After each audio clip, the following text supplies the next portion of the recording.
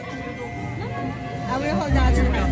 Okay. Once again, mommies and daddies, pwede po natin i-help ang ating mga kids sa kanila pong activity. Yan. Ganito ate. Pagsamahin mo sila and then ito twist mo.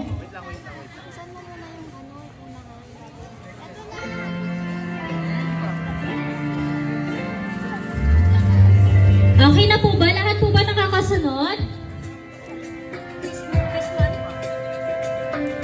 Okay, yan. Good job ate. Twist mo lang.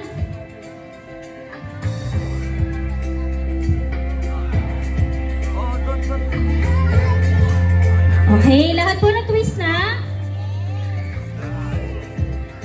Okay, after po natin ma-twist, i-fold po natin siya ng letter J. Ayan. Letter J ate.